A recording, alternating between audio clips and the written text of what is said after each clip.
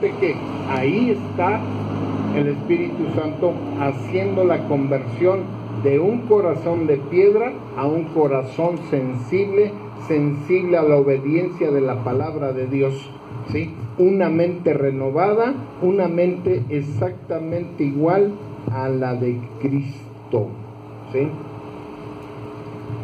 Sus filósofos preocupaban encontrar al factor del poder unificado que trajera el orden y la armonía a toda la diversidad existente del reino de la creación, la cosmología. Preocupaban hallar un nous o una mente, ¿sí? a quien atribuirle el orden de las cosas. A esta realidad suprema unificadora los griegos habían denominado logos. Proveía a la realidad de coherencia o de lógica. Este concepto fue usado por Heráclito y luego por los filósofos estoicos, donde se utilizó como una ley abstracta y cósmica.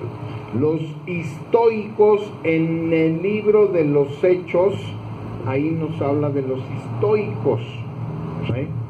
Estos hombres, ¿verdad?, decían que Dios se hallaba en el placer y, ¿verdad?, ahí Pablo se presentó en el Areópago. Ese Areópago era, ¿verdad?, un lugar, ¿verdad?, plano, donde había gradas, y ahí exponían nuevas filosofías o nuevos conocimientos. De hecho, ¿verdad?, Pablo les dice, ¿sí?, que él había observado el templo de Diana y que había encontrado ahí una inscripción que decía al Dios no conocido. Y entonces Pablo dice, de ese les vengo a hablar yo, al Dios no conocido, ¿sí? Entonces, digo, finalmente es muy importante que, ¿sí?, conozcamos los filósofos que se presentaban ahí. Aunque el término está cargado de un bagaje filosófico griego precristiano, el uso bíblico de logos abarca más que el uso griego. En Génesis 1:3 se nos dice que dijo Dios, y fue por la palabra de Dios que se hizo la creación. Lo que diferencia al concepto de logos de la filosofía griega, sin embargo, es que el logos del Nuevo Testamento es la persona, la palabra, el verbo que hizo hombre y como tal vivió y murió en este mundo y resucitó en este mundo, el logos. Número 1, el Mesías significa el ungido y es utilizado como el título de Jesús para demostrar un papel como rey y como siervo sufriente. El Mesías es el título utilizado con mayor frecuencia para referirse a Jesús. 2, el Señor es el título asignado a Jesús que se le sigue en frecuencia de uso y se refiere a su autoridad suprema como soberano del universo. Es la palabra del hebreo Adonai. 3, el Hijo del Hombre es el título de Jesús que utilizó con mayor frecuencia para referirse a sí mismo. Este título se refiere principalmente al papel desempeñado por Jesús como el juez cósmico. 4, el título de Logos tiene una rica herencia de la cultura hebrea y griega. Jesús es el Logos, el creador del universo, la realidad suprema detrás del universo y aquel que está constantemente sosteniendo al universo. Por él subsiste, existe y, ¿verdad?, vivimos en él y para él, ¿sí? ¿Alguna pregunta que tengan que hacer referente a los títulos del Señor Jesucristo? Tiro de la picada de azar. ¿Ninguna pregunta? De lo que dijo de la picada de azar,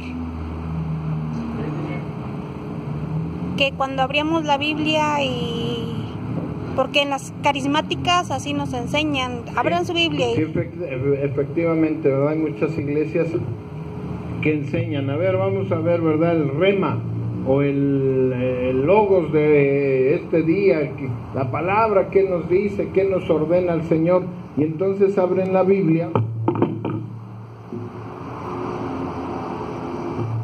y dice, ¿verdad? Y Nabucodonosor, rey a todos los pueblos, naciones y lenguas que moran en toda la tierra, paz os sea multiplicada. Y entonces, ¿verdad? Dicen, ¿sí?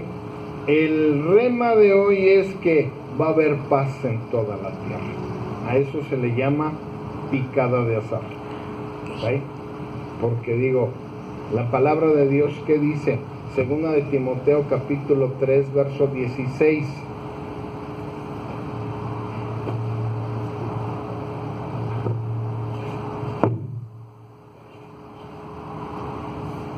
Porque te llegó buena Y dice palabra, ahí, toda la escritura es inspirada por Dios y útil para enseñar. Es decir, desde Génesis hasta Apocalipsis, toda la escritura es útil. Hasta partes que pensemos, ¿verdad? Que, bueno, ¿qué importancia tiene esto? A veces incluso las genealogías, pensamos, bueno, ¿y por qué fulano engendró a perengano? Y así, ¿verdad? Nos llevamos muchas genealogías y decimos, ¿y para qué eso? Para que te des cuenta, ¿verdad? Que desde que antes de Jesús naciera vemos todas las genealogías, y después, ¿verdad? De que nació, todas sus genealogías de Jesús, ¿sí? Es, ahora sí que el hombre nacido en la tierra que tiene todas sus genealogías, porque finalmente nosotros solamente de cuántas nos podemos acordar, 3 cuando mucho, ¿verdad? Mi papá, mis abuelitos, ¿sí? Y párale de contar, porque a veces ni conocemos ni siquiera los bisabuelitos, tatarabuelitos, ¿sí? Tatarabuelitos. Entonces Jesús es el único que tiene, y esto, ¿verdad? Debemos de considerarlo mucho. Toda la escritura es útil para enseñar, para redarguir, para corregir, para instruir en justicia, a fin de que el hombre de Dios sea perfecto, enteramente preparado para toda buena obra. ¿Sí? ¿Alguna otra pregunta que quieran hacer?